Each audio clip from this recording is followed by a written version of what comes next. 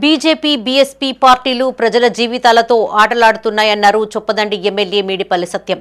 పట్టభద్రుల ఎమ్మెల్సీ ఎన్నికల్లో కాంగ్రెస్ అభ్యర్థి డాక్టర్ నరేందర్ రెడ్డిని భారీ మెజార్టీతో గెలిపించాలని కోరారు. కరీంనగర్ జిల్లా గంగాధర మండల కేంద్రంలోని ఓ ప్రైవేటు ఫంక్షన్ హాల్లో పట్టభద్రుల ఆత్మీయ సమ్మేళనం నిర్వహించారు. ఈ కార్యక్రమానికి ఎమ్మెల్యేతో పాటు ఎమ్మెల్సీ అభ్యర్థి నరేందర్ రెడ్డి హాజరయ్యారు. ఈ సందర్భంగా ఎమ్మెల్యే మాట్లాడుతూ బీజేపీ అభ్యర్థి ఒక పారిశ్రామికవేత్త అని, అతడికి ఓటు వేస్తే ప్రజలకు ఎలాంటి లాభం ఉండదని చెప్పారు. గత అసెంబ్లీ ఎన్నికల్లో తనను ఎలా గెలిపించారో అదే తరహాలో కాంగ్రెస్ పార్టీ అభ్యర్థి నరేందర్ రెడ్డిని గెలిపించాలని విజ్ఞప్తి చేశారు. మన పిల్లలకు మంచి విద్య కావాలన్నా, మంచి ఉద్యోగం కావాలన్నా ఖచ్చితంగా కాంగ్రెస్ పార్టీ ప్రభుత్వంతో సాధ్యమైంది. దయచేసి మీరు ఆలోచించండి. ఇలా బీజేపీ అభ్యర్థికి ఓటేస్తే ఆయన ఒక పారిశ్రామికవేత్త, ఆయన ప్రశ్నించేది ఉన్నది, ఆయన ప్రశ్నించడం మాత్రాన జరిగేది ఏం లేదు. ఇంకా కొంతమంది ఇండిపెండెంట్ అభ్యర్థులు పోటీ చేస్తున్నారు, వాళ్ళకు కూడా ఓటేసే పరిస్థితి లేదు. ఇంతకుముందు నరేందర్ రెడ్డి గారు చెప్పినట్టు ఈయన నిజంగానే సొంతంగా 1,00,000కు పైగా గ్రాడ్యుయేట్లను ఎన్రోల్ చేసి ఇలా కాంగ్రెస్ పార్టీ బలంతోనే గెలుస్తుండని చెప్పి సోషల్ మీడియాలో ఈయన పెద్ద నెగిటివ్ ఏం లేదు. ఏముందంటే మా పోలెత్తాడు, మా ఫీజు తక్కువ అయ్యాడు. ఇలా నారాయణ చైతన్య లాంటి విద్యా సంస్థల్లో జీవితంలో ఎవరైనా ఒక్కసారి నారాయణ గారితో మాట్లాడిందా? శ్రీ చైతన్య విద్యా సంస్థల చైర్మన్ పిఎస్ రావుతో ఏమైనా మాట్లాడారా?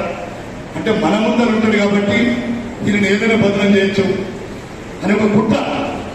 ఇది కొంతమంది కావాలని ఆంధ్ర కార్పొరేట్ కాలేజీలు, ఇక్కడ ఉన్నటువంటి కొంతమంది వ్యక్తులు, శక్తులు ఒక కుట్ర చేసి ఏ సమస్య తీసుకుపోయినా పరిష్కరించే నాయకులు మన రేవంత్ రెడ్డి గారు ఉన్నారు. పట్టభద్రులకి ప్రభుత్వానికి మధ్య వారధిగా ఉన్న క్యాండిడేట్ కావాలి. ఇవాళ మనం ఉన్నాం, పట్టభద్రులకి ప్రభుత్వానికి మధ్య వారధిగా ఉంటా అని చెప్పేసి నేను కోరుకుంటాను. కాబట్టి ప్రశ్నించే గొంతుకలన్నింటినీ మనం ఒడగొట్టాలి. వారధిగా ఉన్న వాళ్ళని మనం గెలిపించుకునే దిశగా మనం వెళ్ళాలి. ఇంకొక బీఎస్పీ క్యాండిడేట్ ఉన్నాడు. 3 నెలల కింద కూడా అసలు ఆయన ఏ ఊరో తెలియదు, ఏ ప్రాంతమో తెలియదు. మన ప్రాంతం వాసికి ఒక్క ఉద్యోగం ఇవ్వలే, మన ప్రాంతం వాసికి ఒక బస్సు ఏ రూట్కైనా ఇవ్వలే, ఒక్క చందా ఒక్కరికి ఇవ్వలేదు.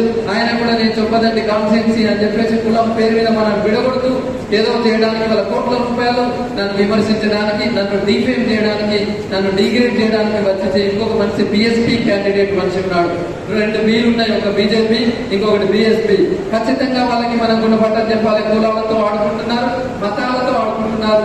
ఆ ఇద్దరికి మనం గుణపట్టం చెప్పాల్సిన అవసరం ఉంది. ఇవాళ చలో హైదరాబాద్, చలో ఢిల్లీ, చలో కరీంనగర్, ఎక్కడ చూసినా ఆల్ఫోర్స్ బస్సులు ఇచ్చారు. డీజిల్ గురించి నేను ఇచ్చానండి. నరేంద్ర రెడ్డి ఏం చేశారంటే, ఏం కావాలంటే ఏ సంఘానికైనా చలో హైదరాబాద్ నేను హెల్ప్ చేయాలంటే నన్ను అడగండి.